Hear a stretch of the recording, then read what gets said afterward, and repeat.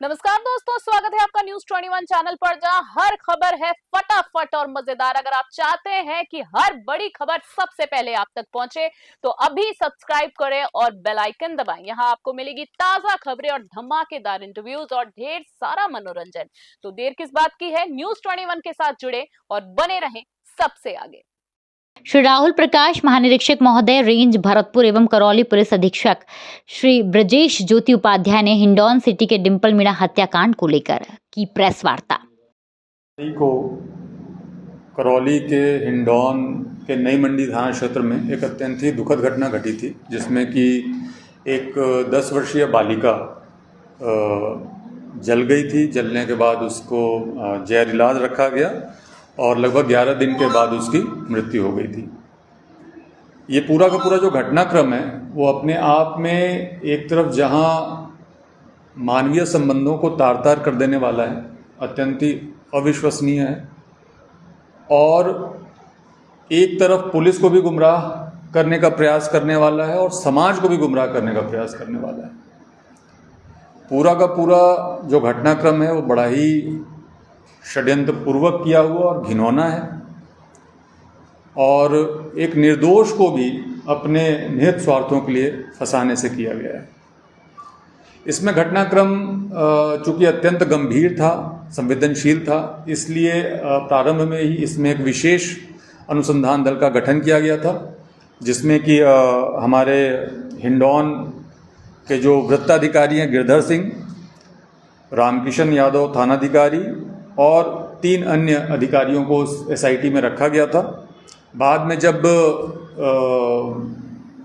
इसकी संवेदनशीलता और बढ़ती गई तो इस मामले को, इसकी SIT को दोबारा गठित किया गया और उसमें हमारे भरतपुर के जो त्वरित अनुसंधान इकाई के इंचार्ज थे राम गोपाल जी बसवाल साहब, एडिशनल SP, उनको इसका इंचार्ज बनाया गया।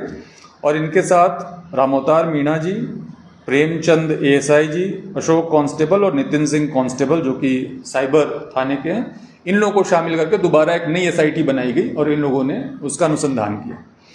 इस सारे अनुसंधान में लगातार पुलिस अधीक्षक ब्रजेश ज्योति जी का सुपरविजन रहा और दिन प्रतिदिन मॉनिटरिंग रही। लगातार मेरे साथ भी बात होती रही और विस्तृत रूप से इस पूरे मामले में इंट्रोगेशन और जो कबूलनामा हमारे पास आया आरोपियों का, उसके बाद इसका निष्कर्ष ये निकला कि पीड़िता की जो मृत्यु हुई वो जलने से नहीं बल्कि ऑर्गेनोफॉस्फेरस एक जहर होता है जिसका ब्रांड एल्ड्रीन था, उसके पिलाने के कारण हुई। ये अपने आप में हमारे लिए बड़ा सनसनीखेज था जब हमारे सामने ये बात आई तो। और जो साक्ष्य हमारे पास आए और उसका हमने इंट्रोगेशन किया, उसमें यह बात निकल के आई कि ये जो जहर था ये खुद इसके पिता ने अपने गांव से ले जा करके जयपुर ले गया और इसका जो मामा है लड़की का, मृतका का, उसको ये सुपुर्द किया। और ये घटना 17 तारीख की है देने वाली, और 18 तारीख को शाम को 4 बजे जो दूध की पिलाने वाली बोतल होती है, जिससे ऑलरेडी वो जो पीड़िता बच्ची थी जो कि दूध या पानी पी रही थी, उसमें फ्रूटी के साथ मिला करके 4 बजे 18 तारीख को इसके मामा के द्वारा इस बच्ची को पिलाया गया। तो उसके बाद उसको, जैसा कि खुद उन लोगों ने इंट्रोगेशन में बताया, कि उसके पूरे शरीर में खुजली होनी शुरू हो गई। खुजली होने के बाद अगले दिन सांस में उसकी तकलीफ शुरू हो गई। डॉक्टर्स की तरफ से उसको वेंटिलेटर लगाने के लिए कहा गया। उसको भी इसके मामा ने इसके पिता से बात करके फिर लिखित में मना किया कि वेंटिलेटर नहीं लगाना है, और पीड़िता बच्ची का उसी रात में देहांत हो गया। तो इसमें इन दोनों जो इसके पीड़िता के पिता और मामा, उनको गिरफ्तार किया गया है। साथ में जो जलने वाली घटना थी, जो प्रारंभ में जो लड़की जली थी, उसमें 9 मई की जो ये घटना है, उस दिन सुबह में इस बालिका के द्वारा अपनी माता को और एक अन्य पुरुष को एक अत्यंत आपत्तिजनक स्थिति में देख लिया गया था।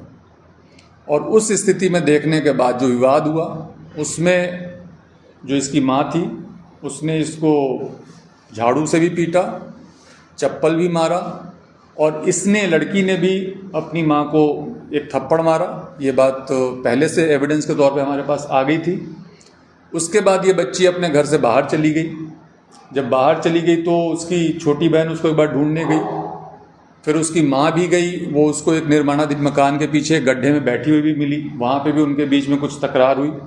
फिर उसकी माँ वापस आ गई और जब तीसरी बार उसकी माँ गई है तो वो उसको जलती हुई मिली है। और उसके जो साक्ष्य थे जलने से संबंधित वो भी उसके माँ के द्वारा और उसके मामा और पिता के द्वारा छिपाया गया और बाद में उसको नष्ट करने का प्रयास किया गया। उसके भी पुलिस के पास वीडियो रिकॉर्डेड साक्ष्य उपलब्ध हैं। तो इन सारे साक्ष्यों को देखते हुए इन तीनों आरोपियों को गिरफ्तार किया गया है और लगातार इनको पुलिस कस्टडी में रख करके जो भी चीज़ें बरामद करनी थी उनको बरामद किया गया है। और अब इनको जुडिशियल कस्टडी में कल भेजेंगे शायद, आज उनको जुडिशियल कस्टडी में हमने भेज दिया है। और ये इस पूरे घटनाक्रम की वस्तुस्थिति है।